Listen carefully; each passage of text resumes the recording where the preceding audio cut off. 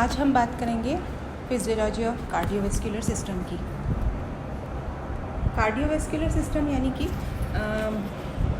Heart और vessels से मिला हुआ होता है, जिसका हम बेसिक्स के बारे में पहले ही बात कर चुके हैं।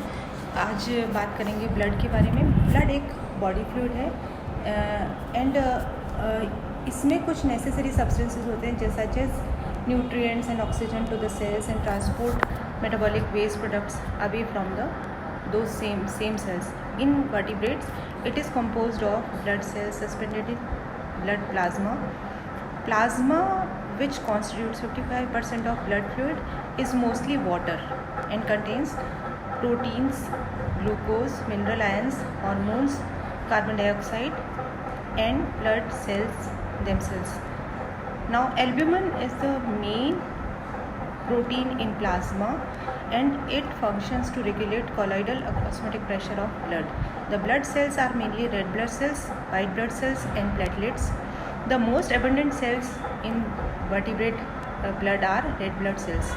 These contain hemoglobin and iron containing protein which facilitates oxygen transport by reversibly binding to these respiratory gas and greatly increasing its solubility in blood. In contrast, carbon dioxide is mostly transported extracellularly as bicarbonate ion transported in plasma.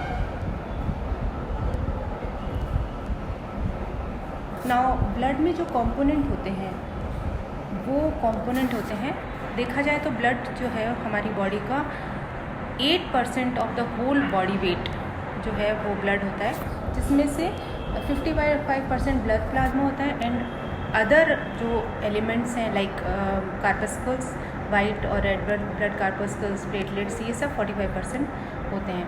ना सबसे पहले बात करें हम plasma की, तो plasma में 91.5% water होता है एंड 7% प्रोटीन और 1.5% अदर सॉल्यूट्स होते हैं। ना प्रोटीन्स में albumin, globulin, fibrinogen and other solutes में electrolytes, nutrients, gases, regulatory substances, vitamins and waste products, ये सब जो है ब्लड प्लाज्मा में प्रेजेंट होते हैं। नाउ जो 45% पार्ट जो है जो कि एलिमेंट्स का होता है उसमें 3 तरह के एलिमेंट्स या 3 तरह के कंपोनेंट्स पाए जाते हैं। Platelets, white blood cells and red blood cells. Platelets का जो अमाउंट है वो 1,50,000 से 4 लाख तक होता है। वाइट ब्लड सेल्स का अमाउंट 5,000 से 10,000 और रेड ब्लड सेल्स जो है 4.8 से 5.4 मिलियन पर म्यूएल होते हैं। नाउ रेड ब्लड सेल्स और प्लेटलेट्स को हम इंडिविजुअली पढ़ सकते हैं, लेकिन वाइट ब्लड सेल्स जो है उसमें उनके 2 मेन कंपोनेंट होते हैं, जिनमें neutrophils, lymphocytes, monocytes, eosinophils and basophils, ये 5 तरह के ल्यूकोसाइट्स या वाइट ब्लड सेल्स पाए जाते हैं।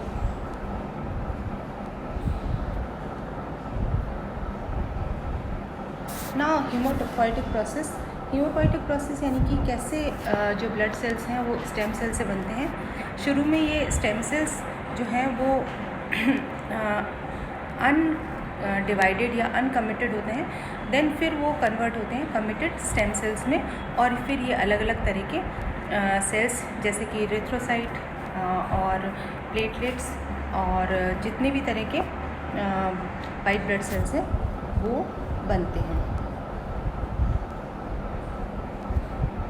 ना इरिथ्रोसाइट्स की फिजियोलॉजी, इनका शेप और नंबर। शेप जो है वो बाइकॉन्केव डिस्क की तरह होता है और उसका डायमीटर 7 to 8 mm होता है। पेरिफेरल थिकनेस जो है वो 2.5 होती है और सेंट्रल थिकनेस 1 mm होती है। ना इरिथ्रोसाइट्स की फिजियोलॉजी, इनका जो नंबर है it is most numbers in the blood, मतलब इनका नंबर बहुत ज़्यादा होता है। 4.5 से 5.5 × 10⁻12 पर लीटर नंबर पाया जाता है। फीमेल्स में ये नंबर कंपैरेटिवली थोड़ा कम होता है, न्यूबॉर्न में थोड़ा ज़्यादा होता है, like 6.0 × 10⁻12। RBCs, with in RBC जो प्रोटीन है वो ग्लोबिन की फॉर्म में, हीमोग्लोबिन में पाया जाता है। ना हीमोग्लोबिन का जो अमाउंट है मेल एडल्ट में 120 to 160 ग्राम पर लीटर होता है, फीमेल में 110 to 150 ग्राम पर लीटर और न्यूबॉर्न में 200 ग्राम पर लीटर। प्रेग्नेंट फीमेल्स में number of RBC and haemoglobin जो है रिलेटिवली लेस होता है। आरबीसी के क्या क्या फंक्शंस है? आरबीसी जो है उसकी करेक्टरिस्टिक्स ये होती है कि उसमें परमिएबिलिटी पाई जाती है, सेमी परमिएबल मेम्ब्रेन की वजह से गैस यूरिया जो है वो फ्रीली पास हो सकती है। नेगेटिव आयंस जो है इजीली इन और आउट हो सकते हैं आरबीसी में, एंड पॉजिटिव आयंस जो है वो नहीं आउट हो सकते। सो इसकी वजह से there are sodium potassium ATPase pump जो है वो आरबीसी की मेम्ब्रेन में पाया जाता है। लो टेम्परेचर स्टोर्ड प्लाज्मा जो है वो has high kalium. Now plasticity and metamorphosis, plasticity और मेटामॉर्फोस डिपेंड करता है आरबीसीज का कि उसका सरफेस एरिया क्यूबेज रेशो कितना है, विस्कोसिटी हीमोग्लोबिन की कितनी है और मेम्ब्रेन इलास्टिसिटी कितनी है। Now physiological characteristics and functions में और हम बात करें तो सस्पेंशन स्टेबिलिटी भी पाई जाती है। It can be described bye erythrocyte sedimentation rate which is RBC descending distances per hour and suspension stability in inverse proportion to ESR। Normal value of ESR जो होती है वो मेल में 0 से 15 mm पर हार होती है और फीमेल में 0 to 20 mm पर हार होती है। Now physiological characteristics and functions में फिर से और देखें हम तो ऑस्मोटिक फ्रेजिलिटी पाई जाती है आरबीसीज में, और आइसो ऑस्मोटिक सोल्यूशन जो है वो आरबीसी का जो आइसो ऑस्मोटिक सोल्यूशन है वो 0.85% NaCl होता है, प्लस 1.4 NaHCO3 एंड 5% ग्लूकोज होता है। सो आइसोटोनिक सोल्यूशन में जो आरबीसीज हैं वो इंटैक्ट अपनी ओरिजिनल पोजीशन में रहते हैं, और यदि ऑस्मोटिक प्रेशर कम या ज़्यादा कर दिया जाए तो उनकी जो शेप है वो बिगड़ जाती है। फिजियोलॉजिकल कैरेक्टरिस्टिक्स में और हम याद बात करें तो आरबीसी का जैसा हम जानते हैं कि ऑक्सीजन और कार्बन डाइऑक्साइड के ट्रांसपोर्ट के लिए इम्पॉर्टेंटली वर्क करती है, एंड आरबीसीज जो हैं they serve as pH buffer also. Now leucocyte की फिजियोलॉजी देखें तो ल्यूकोसाइट का जो नंबर है 4.0 into 10⁻⁹ पर लीटर वेरी करता है, और इसमें दो तरह के जो है क्या बोलते हैं ल्यूकोसाइट्स पाए जाते हैं, ग्रेन्युलोसाइट्स और मोनोसाइट एंड लिम्फोसाइट। ग्रेन्युलोसाइट 3 तरह के हैं, neutrophil, eosinophil and basophil. Now जो ल्यूकोसाइट्स हैं उनका जो नंबर है वो उसकी एब्सोल्यूट वैल्यू अलग अलग यदि हम देखें तो इस तरह से है। So maximum number of percentage wise देखें तो मैक्सिमम नंबर जो है वो न्यूट्रोफिल जो कि फॉलीफॉर्म न्यूक्लियस के होते हैं उनका पाया जाता है। नाउ फिजियोलॉजिकल चेंजेस जो है ल्यूकोसाइट में न्यूबॉर्न में नंबर हायर होता है, और सर्कैडियन चेंजेस जैसे होते हैं दिन या रात के जो चेंजेस होते हैं उसमें आफ्टरनून में मॉर्निंग की कंपैरिजन में WBCs का नंबर ज़्यादा होता है। यदि फूड टेकिंग है, एक है, किसी तरह का कोई दर्द है, मूड एक्साइटेशन है तो WBC का अमाउंट रिमार्केबली ज़्यादा हो जाता है। हैवी एक्सरसाइजेज हैं तो नंबर इंक्रीज़ हो जाता है। टर्मिनल प्रेगनेंसी है तो नंबर जो है पार्चुरेशन के समय पर 34 × 10⁹ हो जाता है। इस तरह से नंबर चेंज होते रहते हैं। नाउ फंक्शंस की हम बात करें तो जो WBCs हैं उनमें ये फंक्शन पाया जाता है कि वो डायपेडिसिस यानी कि WBCs जो हैं वो they can pass through the vessels wall and getting into the interstitial fluid. और कीमोटैक्सिस जो है वो है it is the process of the WBC shift to some chemical material, है ना। और फैगोसाइटोसिस भी इनका इम्पॉर्टेंट रोल है कि ये they engulf exotic extraneous materials and use intracellular enzymes to digest them.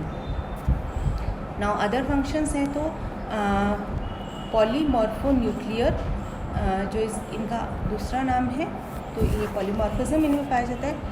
And functions में इम्पॉर्टेंट रोल है non specific cellular immunity system, जो कि पैथोजेनिक माइक्रो ऑर्गेनिजम्स जैसे कि बैक्टीरिया, वायरसेस और पैरासाइट्स को एनगल्फ करने का काम करते हैं। क्लिनिकल रिलेशंस जो हैं, number of neutrophil greatly increases occurring in the acute inflammation, जब कहीं कोई बहुत ज़्यादा इन्फ्लेमेशन हो तो या क्रॉनिक इन्फ्लेमेशन हो तो उनका नंबर बढ़ जाता है।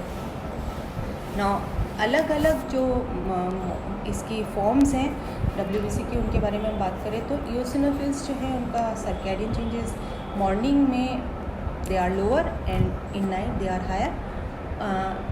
ये जो हैं बेसोफिल्स एलर्जिक रिएक्शंस के लिए काम करते हैं और immune reactions against worm with opsonization उनके लिए काम करते हैं।